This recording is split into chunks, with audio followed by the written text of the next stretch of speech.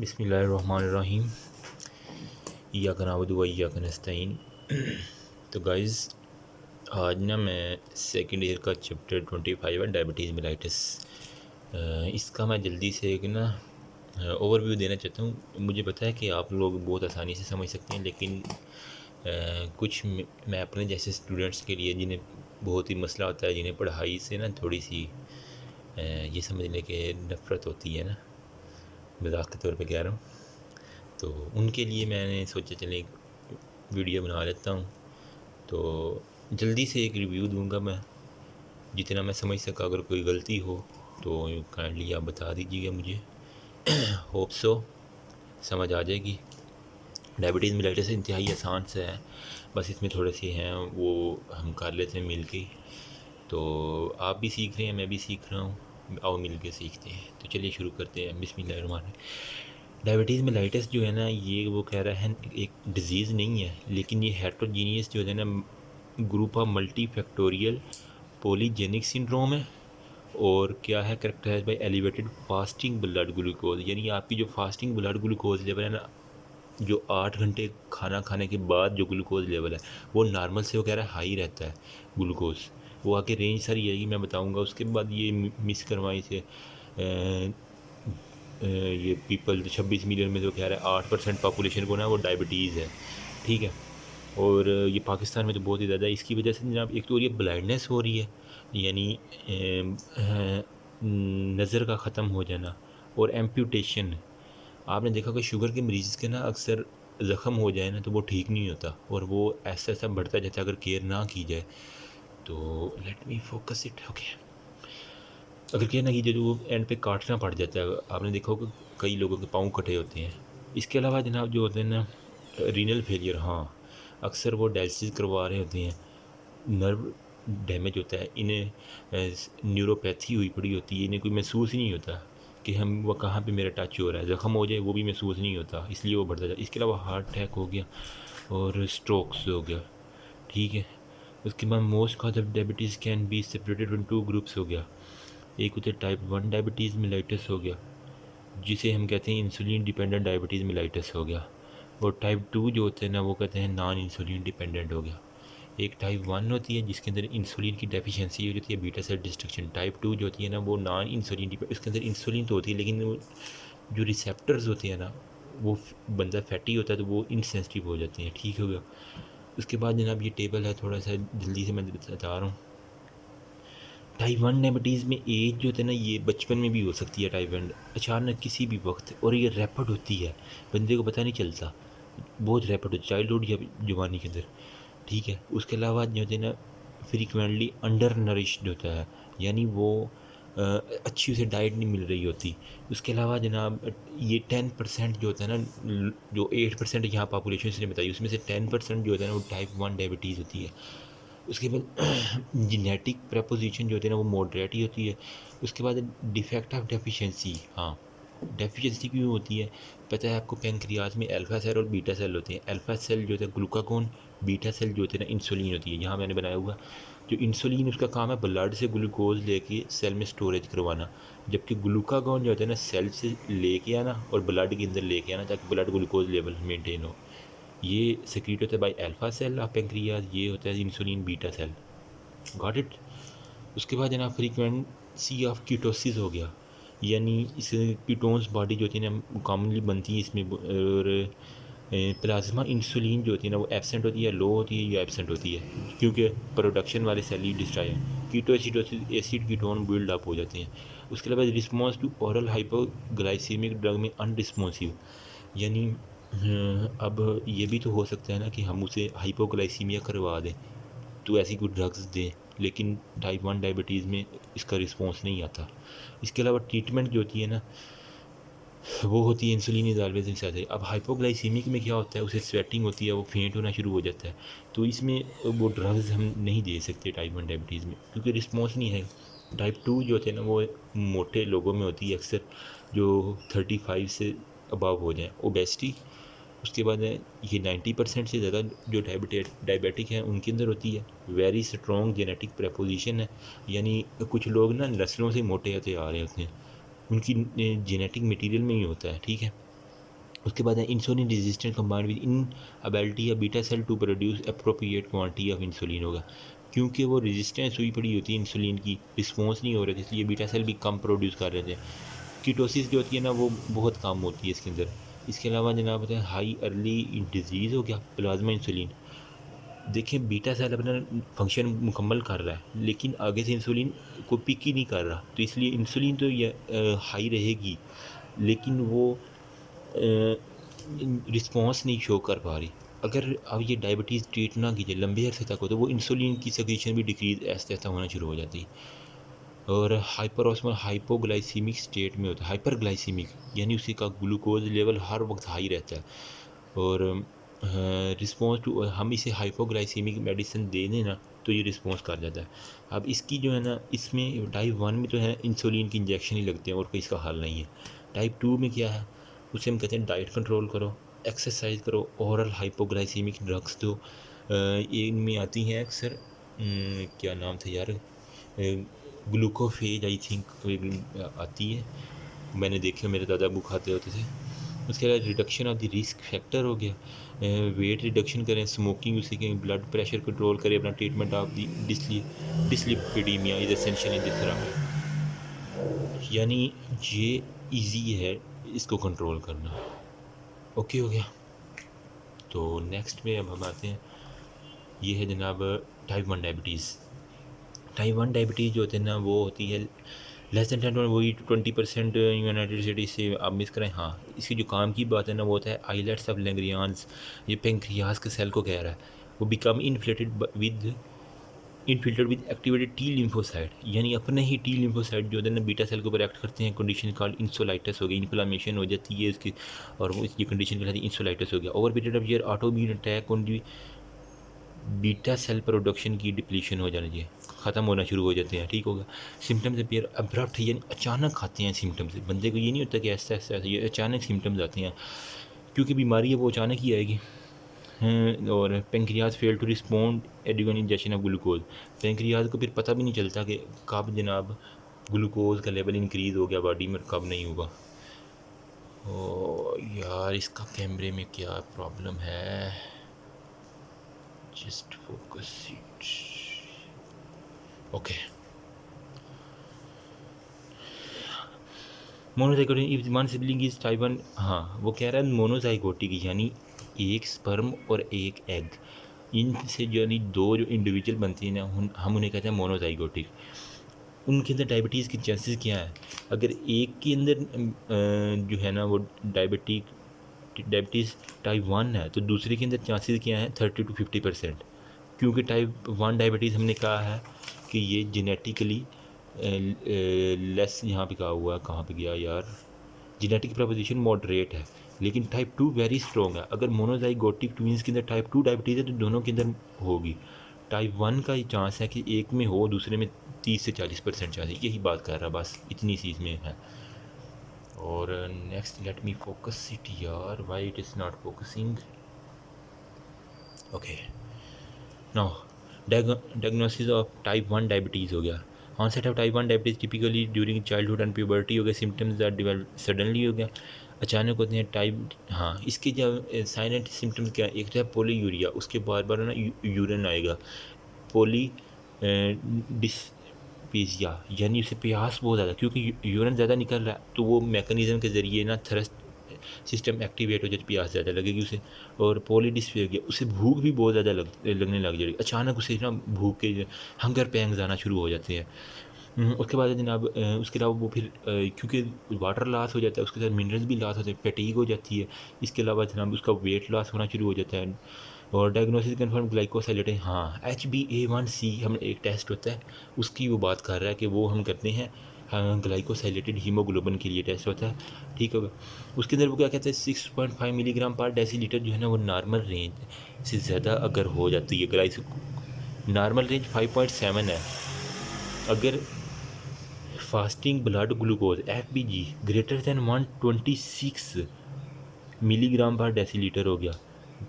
Remember fasting 100 से 125 milligram जो है वो नॉर्मल कैटेगरी है। इम्पेयर्ड FBG होता है, individual with impaired FBG are consider pre diabetic. अमूमन जो होता है ना फास्टिंग, वो 70 टू 90 मिलीग्राम पर डेसीलीटर होता है, जिसे हम ना रेंज के अंदर हम कहते हैं। अगर वो 100 से 125 है तो हम उसे कहेंगे pre diabetic, not diabetic, pre diabetic. अगर 125 से भी अबाव हो जाए, let me, fasting is defined as no calorie इंट। हाँ, फास्टिंग क्या है, 8 घंटे खाना खाने के बाद कुछ भी ना खाना ना पीना। Diagnosis close level is greater than 200 milligram. O my God, blood glucose level 200 milligram से भी बढ़ जाता है, तो इसे हम कहते हैं हाइपरग्लाइसीमिया हो गया। The oral glucose tolerance test जो होता है ना, in which glucose is measured 2 hours after injection of the solution containing 75। ये एक टेस्ट होता है ओरल ग्लूकोज टॉलरेंस टेस्ट। इसके अंदर हम पेशेंट को ना एक वो ग्लूकोज मिलता है पाउडर फॉर्म में, 75 ग्राम से ग्लूकोज देते हैं, ठीक है। फास्टिंग 8 घंटे फास्टिंग के बाद हम इसे 75 ग्राम ग्लूकोज देते हैं। Use but is less convenient, it is most typically identify pregnant women with gestational diabetes होगा। और 2 घंटे बाद हम ना उसका ग्लूकोज लेवल चेक करते हैं। अगर तो वो ग्लूकोज लेवल नॉर्मल रेंज में रहा तो इसका मतलब डायबिटीज़ नहीं है। अगर वो ब्लड के अंदर ग्लूकोज मौजूद रहा, सेल ने यूटिलाइज ना किया, तो हम उसे डायबिटीज़ कंसीडर कर लेते हैं। बहुत आसान सी बात उसने की हुई है, कोई इतनी रॉकेट साइंस नहीं है। Typically use to identify pregnant women with gestational diabetes हो गया। ये वाली बात जो थी ना, डायबिटिक मदर्स, उनके अंदर बहुत सी कॉम्प्लिकेशंस होती हैं। अगर वो प्रेग्नेंट हो जाएं आफ्टर सेक्सुअल इंटरकोर्स, तो उनके अंदर ना जो चाइल्ड होता है वो एम्ब्रियो में हमने पढ़ा हुआ है कि उन्हें पोलीयूरिया हो यार उसे क्या कहते हैं, जिसमें वो ओलिगोहाइड्रोमनियाज और पॉलीहाइड्रोमनियाज, इसके अंदर डायबिटिक मदर में पॉलीहाइड्रोमनियाज हो जाता है। Just sorry for that noise. हाँ, उसे होता है पॉलीहाइड्रोमनियाज हो जाता है ऐसे फीटस को जिनकी माएँ डायबिटिक हों, और इनके चांसेस बहुत कम होते हैं बचने के ना। अब when blood glucose greater than 180 milligram the belt है। हाँ, तो एक तो हमने ओरल टेस्ट कर लिया, दूसरा था यूरिन टेस्ट में। वो डायबिटिक जो पेशेंट होते हैं वो आके बताते हैं कि हम यूरिनेशन के बाद ना जो जो भी ना उनके वाशरूम है ना, वहाँ पे चुंटियाँ आ जाती हैं। तो आपको पता है चुंटियाँ तो मीठे पे आती हैं, तो वहाँ पे चुंटियों का क्या काम, क्योंकि जब ग्लूकोज लेवल 180 मिलीग्राम पर डेसीलीटर से बढ़ जाए तो किडनी जो है ना, फिल्ट्रेशन के बाद जो कन्वोल्यूटेड ट्यूब्यूल्स होती हैं वहाँ से रीअब्जॉर्ब करती है। लेकिन अगर ग्लूकोज लेवल इतना हाई हो जाए तो वो बेचारी बेबस हो जाते हैं किडनी से दोनों। तो इस वजह से ग्लूकोज यूरिन के अंदर आना शुरू हो जाता है, और स्पिलिंग इनटू द यूरिन हो गया। The loss of glucose is compared by loss of water हो गया।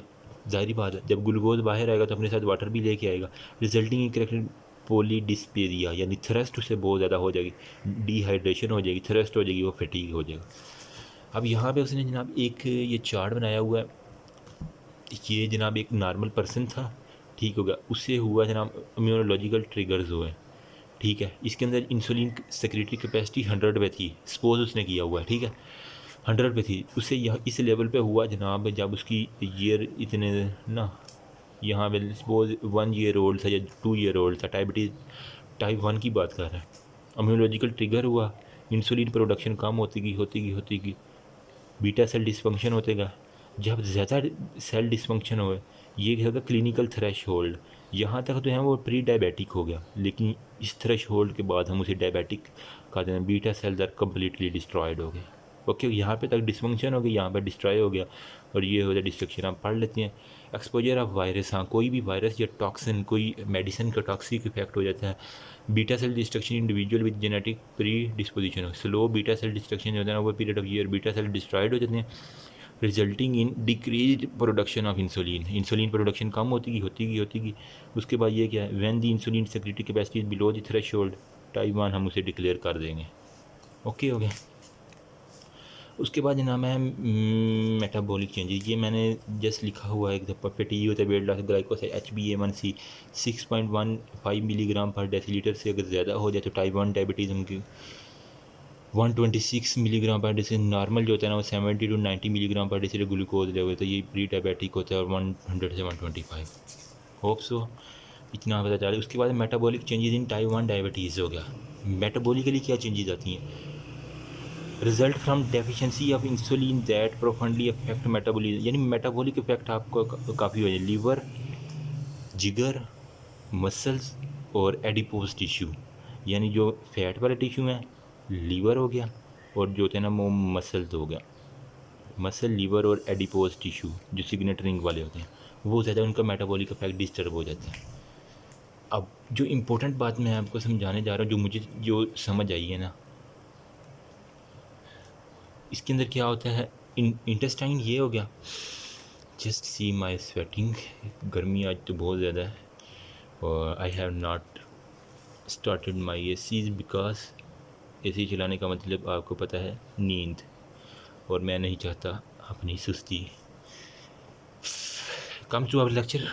इंटेस्टाइन में जनाब आप ये समझ लें, ये इंटेस्टाइन है, और ये सारे का सारा ना बाहर जो है ना ये वाला लाइटेड एरिया, ये सारे का सारा ब्लड है। ठीक हो गया।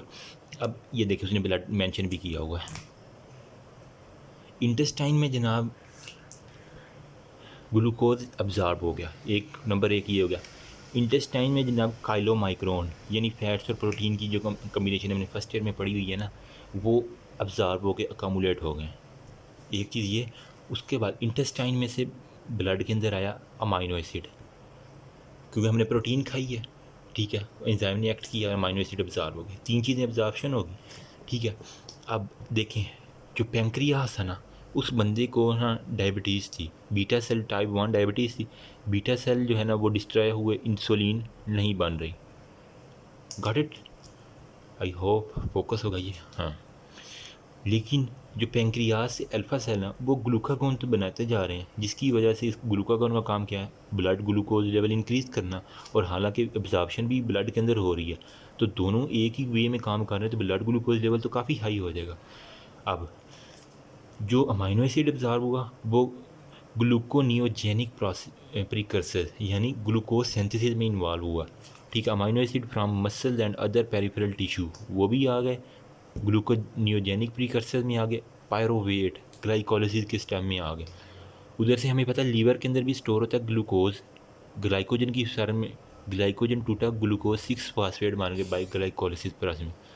ग्लूकोज 6 फास्फेट जो है ना वो ग्लूकोज के अंदर कन्वर्ट हो गए, और यहाँ फिर ब्लड के अंदर आ गए, लीवर से ब्लड के अंदर ग्लूकोज आ गए। Got it?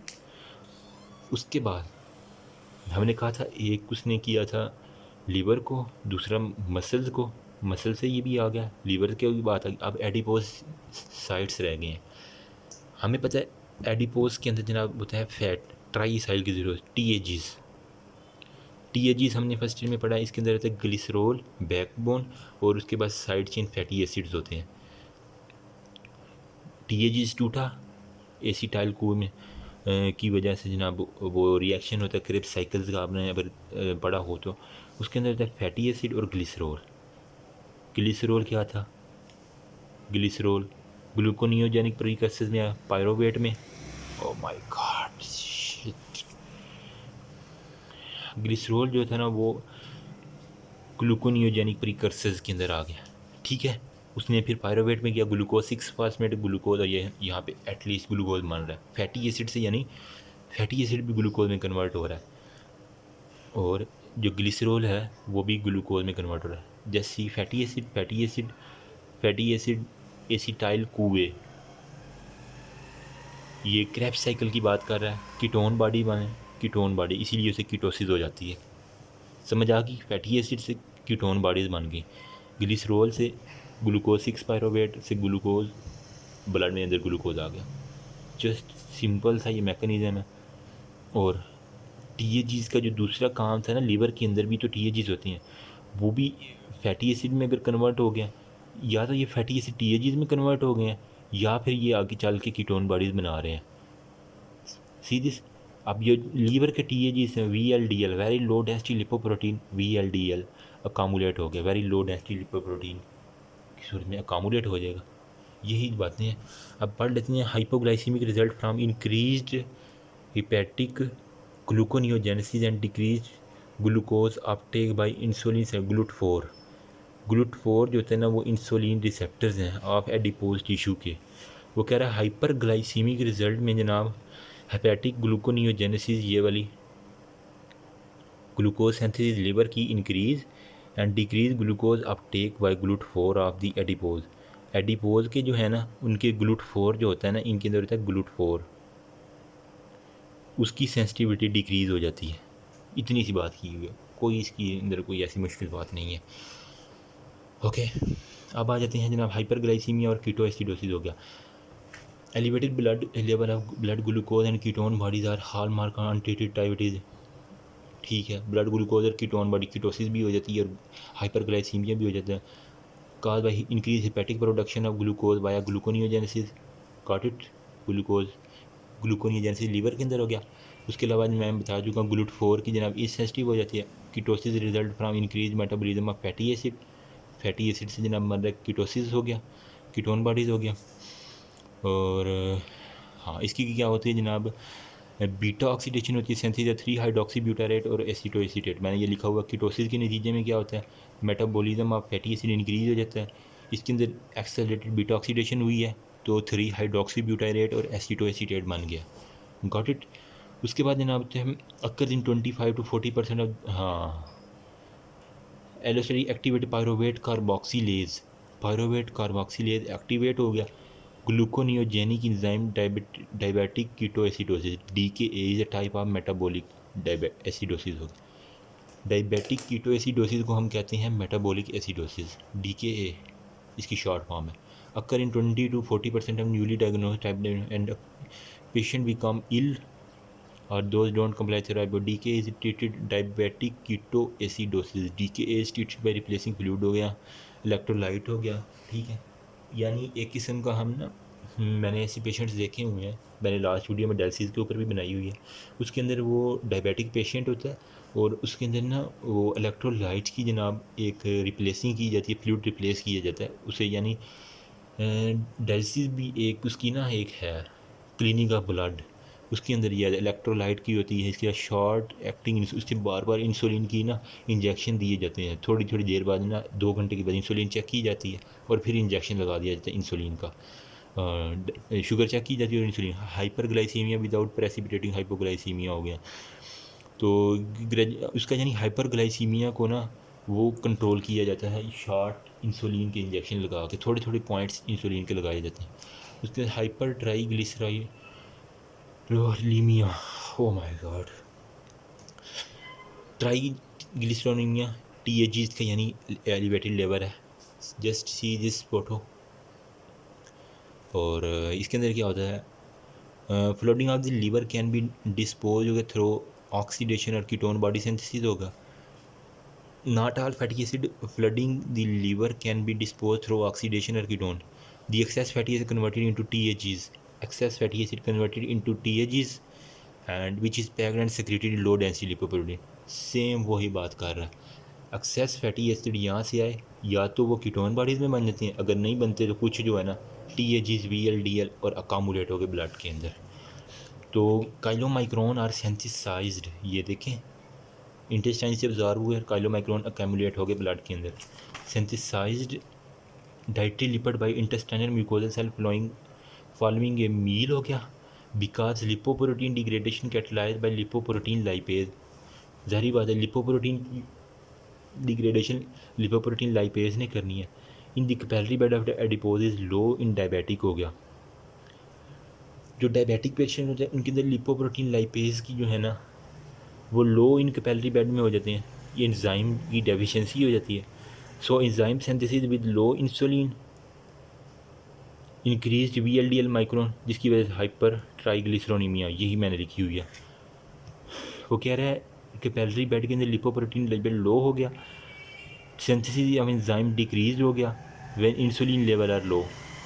इंसुलिन के साथ लिपोप्रोटीन लाइपेज जो है ना वो इंक्रीज़ करता है अपना नंबर। अगर इंसुलिन कम है तो लिपोप्रोटीन लाइपेज भी कम है, इस वजह से काइलोमाइक्रोन VLDL लेवल इंक्रीज़ हो जाते हैं। हाइपर ट्राइग्लिसरोनीमिया हो गया। अब हाइपर ट्राइग्लिसरोनीमिया की क्या आगे वजूहत हैं, ये क्या करेगा, कार्डिक उसे इश्यूज़ होंगे, ब्लड प्रेशर भी उसे हो जाएगा। गॉट इट पॉइंट, बहुत ईजी सा कंसेप्ट है। ट्रीटमेंट ऑफ टाइप 1 डायबिटीज़ क्या होती है। टाइप 1 डायबिटीज़ की जो होती है ना वो होती है, मैंने बताया पहले इंजेक्शन लगाए जाते हैं। Continuous pump assisted infusion with control hyperglycaemia और कीटोसिडोसिस को कंट्रोल करना बहुत ज़रूरी है। और हाइपरग्लाइसीमिया नहीं तो ब्रेन डैमेज हो जाती है, ब्रेन डेथ भी हो सकती है इसकी वजह से। ठीक है, HbA1c का लेवल, हाँ कहाँ पे थे यार, two therapies therapeutic regimen are currently use, standard and intensive insulin treatment. एक जो है स्टैंडर्ड इंसुलिन ट्रीटमेंट और एक होता है इंटेंसिव शदीद इंसुलिन ट्रीटमेंट। स्टैंडर्ड में क्या होता है कि हम डेली के दिन उसे इंजेक्शन रिकमेंड करते हैं, वो एक इतनी सी छोटी सी डब्बी आती है, उसे पता नहीं क्या नाम ही देते हैं, मुझे नहीं याद, पता नहीं, मैंने देखी थी एक बार। Standard treatment typically consist of 1 और 2 डेली इंजेक्शन, यानी वो जो होते हैं ना पेशेंट, वो सुबह खाने के बाद और रात को खाने के बाद, जस्ट फोकस इट, इंसुलिन का ना एक स्पेसिफिक पॉइंट जो है डॉक्टर ने रिकमेंड किए होते हैं उसे, उसका जो है वो इंजेक्शन लगा देता है, ठीक है। अब मतलब उसका मकसद क्या होता है इंजेक्शन में, mean blood glucose level MBG जो है ना, मीन ब्लड ग्लूकोज 225 से 275, ये मीन ब्लड ग्लूकोज है, याद रखिएगा, 225 से 275 मिलीग्राम पर डेसीलीटर की रेंज में रखना। और इसके अंदर अगर ग्लाइकोसाइलेटेड हीमोग्लोबिन की बात करें HbA1c की, तो वो होना चाहिए 8 से 9% ऑफ टोटल हीमोग्लोबिन के ऊपर जनाब जो ग्लाइकोसाइलेशन हो जाती है ना, वो 8 से 9% हो, इससे ज़्यादा नहीं होनी चाहिए। The rate of formation of HbA1c in proportion to average blood glucose concentration in previous 3 months। अगर किसी पेशेंट की हमने चेक करनी हो ना कि उसे ग्लूकोज, उसने अपनी डायबिटीज़ कंट्रोल की है, तो नहीं 3 महीने की हिस्ट्री देखनी हो, HbA1c का टेस्ट करवाएं। तो 3 months की ना formation of HbA1 proportion to average range of glucose concentration over 3 month, यही बात उसने की है। 3 माह की जो है ना वो HbA1c लेवल शो कर देता है कि ग्लूकोज लेवल कंट्रोल है। प्रोवाइड करता है ये treatment of that normalize blood glucose in diabetic patient over that time in contrast standard therapy. Standard यानी एक ख़ास स्टैंडर्ड है। Intensive treatment seek to be more closely normalize blood glucose through more frequent monitoring अगर subsequent injection insulin typically 3 और more time है। वो कह रहे हैं 3 से 4 मरतबा भी या इससे ज़्यादा भी इंसुलिन लगाई जा सकती है, जिसके अंदर अगर किसी का ज़्यादा ही क्रिटिकल कंडीशन है तो उसका मीन ब्लड ग्लूकोज लेवल 225 से 275 में रखना ठीक नहीं है, उसका हम 150 तक ले आते हैं विद HbA1c 7%। वहाँ 8 से 9%, यहाँ 7% हो गया, जो कि एक अच्छी बात है। नॉर्मल जो है ना मीन ब्लड ग्लूकोज, वो जो होता है ना, वो होता है 100 मिलीग्राम पर डेसीलीटर विद HbA1c 6% होता है। Normal mean blood glucose is approximately हो गया, ओके, जो होता है नॉर्मल की वो रेंज बता रहा है, वो 100 मिलीग्राम पर डेसीलीटर विद HbA1c 6% हो जाता है। अगर ये एक नॉर्मल एक एक्सरसाइज करने वाला पर्सन है, उसकी वो बात कर रहा है, ठीक है। उसके बाद जनाब है in not achieved therefore normalization glucose in not achieved even in intensively treated patient हो गया। नॉन स्लैज पेशेंट और intensive therapy show 50% more reduction of long term microvascular complication. अब इसके इंसुलिन लगाने से क्या होता है, उससे जनाब जो वेस्कुलर जो होती है ना डिजीज़, वो कम हो जाती है, यानी कार्डिक डिजीज़। इसके अलावा रेटिनोपैथी, मैंने पहले बताया कि आइज़ की न्यूरोपैथी, उसे पता नहीं चलता कि मुझे कहाँ पे चोट लगी है, कहाँ पे टच हो रहा है कोई, न्यूरोपैथी वही हो गया। नेफ्रोपैथी यानी किडनीज का होता है compared with the patients receiving standard के। This confirm that complications of diabetes related to elevation of blood plasma glucose हो गया, ओके हो गया। Hypoglycemia in type 1 diabetes. अब क्योंकि उसका ग्लूकोज लेवल हाई है, तो उसको ना अचानक ग्लूकोज लेवल हाई हो गया, फिर अचानक यकदम लो हो जाता है, उसे ना टिंगलिंग सी होनी शुरू हो जाती है, पैरास्थीसिया होना चाहिए, उसे चक्कर आने शुरू हो जाते हैं। वो क्या है, हाइपोग्लाइसीमिया भी हो जाता है। क्यों? क्योंकि वो किडनी से लॉस हो रहा है, मुसलसल लॉस हो जा रहा है, वाटर भी लॉस हो रहा है, थ्रस्ट भी हो रही है, उसने अगर कुछ खाया भी है ना फ़ौरन, तो हाइपोग्लाइसीमिया भी हो जाएगा उसे। ये उतार चढ़ाव इसमें बहुत जल्दी आता है। Diabetes decrease blood glucose level to an effort to minimize development long term complication से बचाने के लिए वही बात कर रहे हैं। Appropriate doses of insulin difficult to achieve हो गया। Hypoglycaemia excess insulin is most common complication of insulin therapy. अगर एक्सेस इंसुलिन लग गई है उसे पेशेंट में, फिर ये हाइपोग्लाइसीमिया एपिसोड, कोमा में जा जाते हैं, सीजर्स आ जाते हैं, वही बात है, और बेहोशी में जाना शुरू हुआ। ट्रीटमेंट हो गया। Recall and normal individual hypoglycaemia trigger a compensatory secretion of counter-regulatory hormone, most notably glucagon and epinephrine, that promote hepatic production of glucose. However, patients with type 1 diabetes also develop a deficiency of glucagon secretion होगा। This defect occur in early in disease and is almost universal in 4 year of diagnosis हो गया। वही है जो मैंने बात पहले बता दी है आपको। Okay, just wait, take some rest. हाँ तो guys, therefore epinephrine secretion prevent severe hypoglycaemia. Epinephrine जो होती है ना वो हाइपोग्लाइसीमिया से बचाता है। डायबिटीज़ प्रोबेबिलिटी 1 डायबिटीज़ शो करता है डायबिटिक ऑटोनोमिक न्यूरोपैथी यानी नर्व की से रिलेटेड होता है। Impaired epinephrine response to the hypoglycaemia. Diabetic पे वो कह रहा है एपिनेफ्रिन जो है ना वो नॉर्मल इंसान के अंदर वो है ना हाइपोग्लाइसीमिया से बचा लेता है, क्योंकि ये एक किस्म का ना वो है सिंथेटिक हार्मोन है। ठीक है, अब अगर जिसे डायबिटीज़ हुई है उससे न्यूरोपैथी है, उसकी नर्व ही नहीं रिकॉग्नाइज कर पा रही, तो उसके ऊपर एपिनेफ्रिन की सेक्रीशन कैसे होगी, यही वो बात कर रहा है। इसकी वजह से उसे अनअवेयरनेस हाइपोग्लाइसीमिया हो जाता है पेशेंट को। Patient with long term diabetes, अगर उसे ज़्यादातर लॉन्ग टर्म है तो स्ट्रेनियस एक्सरसाइज, हाँ वो कह रहा है अब नॉर्मल पर्सन में हाइपोग्लाइसीमिया कैसे होगा। वो कह रहा है अगर वो ना अगर आप भी अगर जिम जाते हैं, just see my when, gym जाने वाले अक्सर में ना वो जिम वर्कआउट करने के बाद आपको हाइपोग्लाइसीमिया महसूस होता हुआ नज़र आता है। क्यों? आपकी इंसुलिन तो नहीं बढ़ रही एज सच, लेकिन आपके जो सेल है ना वो ज़्यादा अपटेक कर रहे हैं ग्लूकोज की मसल बिल्डिंग के लिए। इस वजह से वो कह रहा हूँ उन्हें हाइपोग्लाइसीमिया हो जाती है। Decrease need for exogenous insulin हो गया। Patient are advise therefore check blood glucose. अगर वो डायबिटिक पेशेंट है तो उसे हम कहते हैं कि आपने ना वर्कआउट से पहले और वर्कआउट के बाद इंसुलिन लेवल चेक करना है। Contradiction of the tight control, अगर बहुत ज़्यादा टाइट कंट्रोल हम करें, children are not put on programme of tight control, बच्चों के अंदर इतना टाइट कंट्रोल नहीं किया जाता 8 ईयर तक, बिकॉज जिसका हाइपोग्लाइसीमिया, अगर उन्हें हाइपोग्लाइसीमिया हो गया उनका एक तो ब्रेन डेथ हो जाएगी। उसके अलावा people typically don't go for on tight control because hypoglycaemia can cause stroke and heart attack. उसे हार्ट अटैक हो जाएगा या स्ट्रोक हो जाएंगे in this population. The main goal is control prevent complication. हमारा मेन मकसद क्या होता है कि कॉम्प्लिकेशंस को कम से कम करना, ना बहुत ज़्यादा कम करना इंसुलिन लेवल, ना बहुत ज़्यादा हाई होने देना, नॉर्मल रेंज में। Non pregnant adults with diabetes the individual treatment strategy and goal are based duration of diabetes हो गया लाइफ एंड एक्सपेंस। अगर कोई डायबिटिक मदर है तो उसे डॉक्टर्स पहले सेक्स इंटरकोर्स से पहले उसे रिकमेंड करता है कि आपने ना जो है अपनी डायबिटीज़ को इस लेवल तक कंट्रोल करना है, उसके बाद आपने कंसेप्शन करनी है। इससे बच्चा जो है ना पॉलीहाइड्रोमिया से और एडिमा से और मेंटली जो है ना डिफेक्ट्स उससे, कार्डिक डिफेक्ट उससे बच जाता है और स्पाइनल बाइफिटा से भी बच जाता है। ठीक है, उसके बाद आते हैं अब टाइप 2 डायबिटीज़ हो गया। टाइप 2 में क्या कहता है, वो कह रहा है type 2 diabetes commonly form of diabetes हो गया। 90% ऑफ डायबिटिक पॉपुलेशन हो गया, ज़्यादातर यही होती है, ये पहले बता चुका हूँ। पोलीयूरिया और पोलीडिस्पीरिया हो गया, उसे यूरिन भी ज़्यादा आता है, प्यास भी ज़्यादा लगती है। सेवरल पोलीफेगिया, ये तो उसमें ज़्यादा होती है ना, प्रेजेंट बट लेस कॉमन होगा, यानी उसे पोलीफेगिया भी हो जाता है, यानी ईटिंग की भी ज़्यादा हो जाती है। Patient with type 2 diabetes combination of insulin resistant dysfunctional beta cell हो गया but don't require insulin to sustain हो गया, लाइफ होगा। अच्छा, ऐसे पेशेंट को हम ना इंसुलिन का इंजेक्शन लगाएं ना तो उससे कोई फ़र्क नहीं होता, जिनके अंदर टाइप 2 डायबिटीज़ होती है ज़्यादा उन्हें फ़र्क नहीं पड़ता अगर वो अर्ली स्टेज के ऊपर है।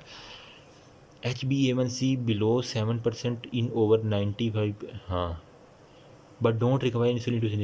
उसके अंदर HbA1c लेवल जो है ना वो नॉर्मल तक होता है। हमने कहा था 272 से 275 प्लस 8 से 9% HbA1c मीन ग्लूकोज हमने पीछे पड़ा हुआ है। ठीक है, अब वो कह रहा है कि इनका जो होता है ना वो 7% भी HbA1c होता है, लेकिन इन्हें फिर भी डायबिटीज़ होती है क्योंकि इनके अंदर इंसुलिन की लेवल ज़्यादा है, ग्लाइकोसाइलेटेड हीमोग्लोबिन कम बनेगी। Metabolic alteration of the type 2 diabetes then 2000 patient because of type 2 diabetes also indicated resistant ketogenesis भी कम होती है, blood and development of diabetes ketoacidosis भी कम हो जाती है। इनके अंदर कीटो एसिडोसिस भी कम होती है और कीटोजेनेसिस भी कम होती है, कीटोन बॉडी भी कम बनते हैं बिकॉज इंसुलिन सप्रेस करती है रिलीज ऑफ ग्लूकोज। इंसुलिन तो इनके ब्लड में प्रेजेंट है, वो इस्तेमाल नहीं हो रही, इसलिए वही जो इस्तेमाल नहीं हो रही वो इंसुलिन जो है ना ग्लूकागोन की सप्रेशन भी कम कर रही है। Diagnosis is based presence of hyperglycaemia describe above हो गया कंप्लीटली, ये वही बातें कर रहा है। Type 2 diabetes corrected bye hyperglycaemia, resistance, insulin resistance, impaired secretion and ultimately अगर वो लॉन्ग टर्म तक है तो फिर बीटा सेल भी फेल होना शुरू हो जाएंगे। वो कहना है कि जब हमारी इंसुलिन इस्तेमाल नहीं हो रही थी, हम पागल हैं जो बनाते जाएँ, तो वो भी फेल होना शुरू हो जाते हैं। Eventually need for insulin therapy is type two non insulin dependent diabetes, इसे नॉन इंसुलिन डिपेंडेंट कहते हैं। अब ये देख लें, insulin resistant peripheral liver, increase production of glucose हो गया, glucose decreased uptake of insulin, GLUT4 जो होता है ना एडिपोज टिश्यू में और मसल्स वगैरह में, एडिपोज टिश्यू में मसल में वो इनसेंसिटिव हो जाता है। इनएडिक्वेट इंसुलिन पेंक्रियाज से इंसुलिन तो निकल रही है, ये है, लेकिन ये यूटिलाइज नहीं हो रही, बस यही बात उसने की हुई है। Let me see, okay, insulin resistance हो गया, insulin resistance decrease ability to target, वही हो गया। लीवर एडिपोज और मसल हो गया, टू रिस्पॉन्ड दी प्रॉपरली जो होती है for example by increase hepatic glucose production हो गया, decrease glucose Uptake by muscle हो गया, एडिपोज इंक्रीज एडिपोज लिपोलाइसिस जो होती है ना वो ज़्यादा production of free fatty acid हो गया। इंसुलिन की अगर रेजिस्टेंस हो जाए तो हेपेटिक ग्लूकोज प्रोडक्शन ज़्यादा होगी, decrease glucose Uptake muscle glucose ले नहीं पा रहे, ब्लड में रहेगा, एंड एडिपोज टिश्यू में भी नहीं आ रहा, increase lipolysis production of free fatty acid, lipolysis होती रहेगी क्योंकि एडिपोज टिश्यू में ना वो ब्रेक डाउन ऑफ फैट्स हो गया, लिपोलाइसिस हो रही है, तो जिसकी वजह से ब्लड के अंदर ना फ्री फैटी एसिड भी वो कह रहा ज़्यादा हो जाएगा। ओह माय गॉड यार, अब देखो obesity change in adipose secretion होगी, इंसुलिन रेजिस्टेंस हुई, इंसुलिन रेजिस्टेंस से क्या होगा, glucose uptake by muscle and adipose tissue कम हो गया। इंसुलिन रेजिस्टेंस की वजह से ग्लूकोज ना तो मसल ले रहा ना एडिपोज टिश्यू, ब्लड के अंदर फिर ग्लूकोज पड़ा रहेगा, हाई हो गया। Number 2, hepatic gluconeogenesis, glucose synthesis by liver वो बढ़ गई है, ग्लूकोज बढ़ेगा। एडिपोज लिपोलाइसिस बढ़ी है, फैटी एसिड ऑक्सीडेशन कम हुई है, फ्री फैटी एसिड बाहर जाएगा। Okay okay, just see that. उसके बाद जनाब इंसुलिन रेजिस्टेंस एंड ओबेसिटी हो गया, इंसुलिन रेजिस्टेंट टाइप 2 डायबिटीज़ हो गया, most people with obesity and insulin resistant don't become diabetic हो गया। वो कह रहा है कुछ लोग ऐसे होते हैं जिन्हें ओबेसिटी भी होती है लेकिन और इंसुलिन रेजिस्टेंस भी होती है लेकिन वो डायबिटिक नहीं होते। इसकी क्या वजह थी, in the absence of the defect of beta cell हो गया, non diabetic obese individual can compensate insulin capacity by elevated level of insulin हो गया, क्योंकि जो 20% होता है ना उन्हें ज़्यादा खाना खाया होता है तो ज़्यादा इंसुलिन प्रोडक्शन होती है, इस वजह से उन्हें डायबिटिक इश्यूज़ ही नहीं आते हैं, इसलिए कुछ ओबीस पर्सन में और नॉट डायबिटिक हो गया।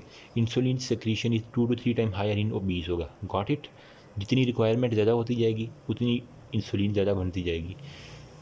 हायर इंसुलिन कंसनट्रेशन कंपनसेट कर देता है इफेक्ट ऑफ दी हार्मोन हो गया, प्रोड्यूस ब्लू ग्लूकोज लेवल होगा similar to that observed in lean individual हो गया। ओके होगा। उसमें insulin resistance in type 2 diabetes हो गया, insulin resistance alone will not lead to diabetes, सिर्फ इंसुलिन रेजिस्टेंस की वजह से टाइप 2 डायबिटीज़ हम डिक्लेयर नहीं करते, इसके अंदर अगर लॉन्ग टर्म है तो इम्पेयर्ड बीटा सेल डिसफंक्शन हो जाएंगे। Insulin resistance and subsequent risk for development of type 2 commonly observe individual who are obese physically inactive, वो खा के सो जाता है, एक्सरसाइज नहीं करता, नो वर्कआउट। और इसके अलावा जो 3 to 5% pregnant women who have gestational diabetes, got it, patient are unable to sufficiently complete insulin resistance increase, insulin release हो गया, वही बात कर, loss of beta cell function हो जाता है, हाइपरग्लाइसीमिया से हो जाता है, loss cause of insulin resistance हो गया। इंसुलिन रेजिस्टेंस का कॉज क्या क्या है, इंक्रीज विद वेट गेन, उसका एक तो है ना वेट गेन होता है, एडिपोज सेल जो होते हैं ना उनके GLUT4 जो होते हैं ना रिसेप्टर्स वो या मसल के ऊपर जो है ना वो ग्लूट सेल जो इंसेंसिटिव हो जाते हैं। Adipose is not simply energy storage, secretary organ भी है। एडिपोज से पता है आपको हार्मोन्स भी निकलते हैं जो एपेटाइट काज करते हैं, बताते हैं कि भूख है कि नहीं है। With obesity there is a change in adipose secretion result in insulin resistance हो गया, दिस सेक्रेशंस इंक्लूड, हाँ, oh my god, sweating more sweating, okay, no problem।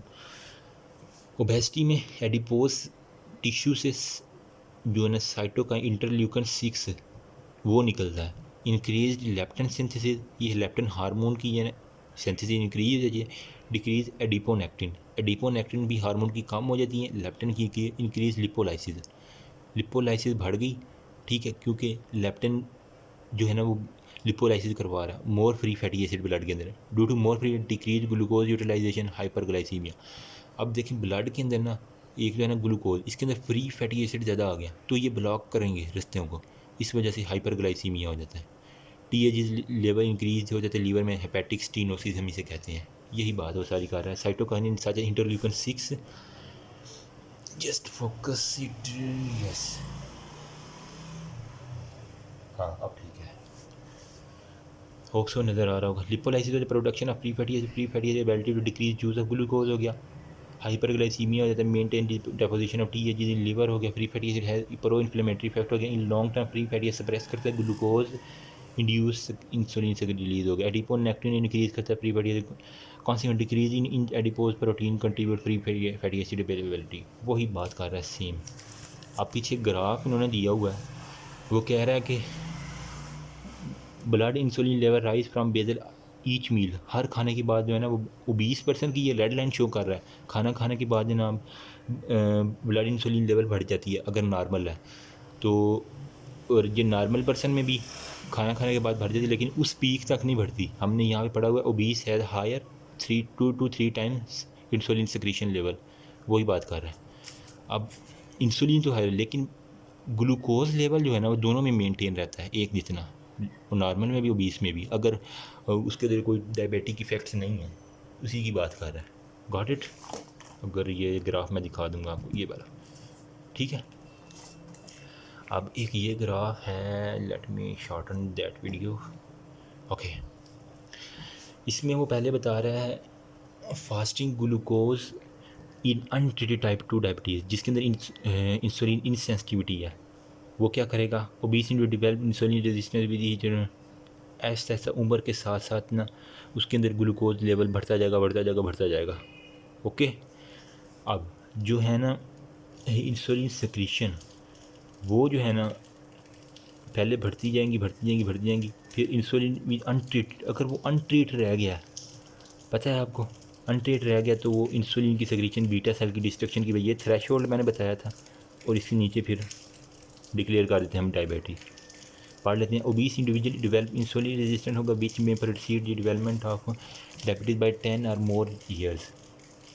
Patient diagnose with type 2 diabetes initially show insulin resistance with compensatory hyperinsulinemia हो गया, यानी insulin की शुरू में उसको इंसुलिन ज़्यादा हो, ओबीस पर्सन में इंसुलिन ज़्यादा प्रोड्यूस हो रही है, जो ब्लड ग्लूकोज लेवल बढ़ता जा रहा है, इंसुलिन यहाँ तक बढ़ी है। लेकिन अगर उसने अपनी कंट्रोल ना की डाइट और एक्सरसाइज से, तो जो ग्लूकोज लेवल बढ़ता जाएगा, बीटा सेल ने डिस्ट्रॉय होना है और इंसुलिन प्रोडक्शन ऐसे ऐसा कम हो रही। बहुत ईजी सी डायग्राम है, ओके हो गया। उसके बाद जनाब डिसफंक्शन ऑफ बीटा सेल हो गया, beta capacity resulting insulin level, अगर ज़्यादा देर तक हाइपरग्लाइसीमिया तो इनकी डिस्ट्रक्शन हो जाएगी। टिपिकल ओबीस होता है, टाइप 2 डायबिटीज़ है, high obese individual who are non diabetic हो गया, ठीक है, वही भाई हाइपरग्लाइसीमिया होता है।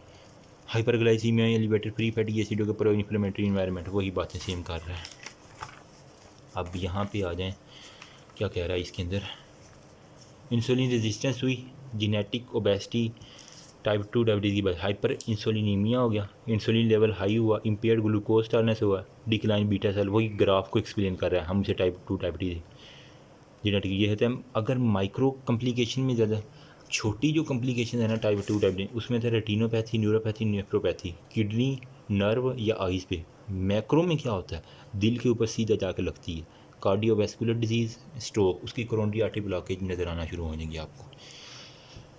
मेटाबॉलिक चेंजेस जो होते हैं, hyperglycaemia cause by increase hepatic production of glucose हो गया, combined with diminished peripheral use. Ketosis is usually minimal or absent in patient with type 2 diabetes because the presence of insulin होगा, even in the presence of insulin resistance होगा, retain hepatic ketogenesis होगा, dyslipidemia हो गया, in the liver हो गया, free fatty acid converted into TAGs,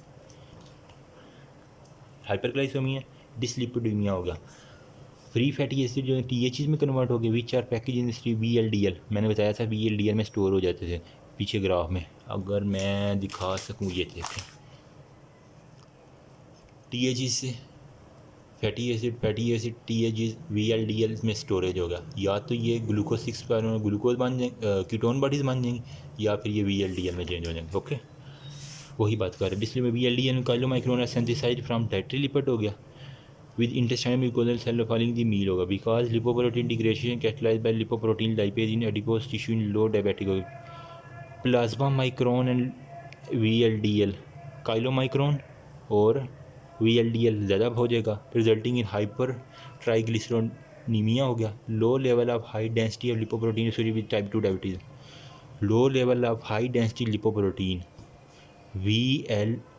HDL, वो कह रहा है HDL का लेवल लो हो जाएगा और LDL का लेवल हाई हो जाएगा।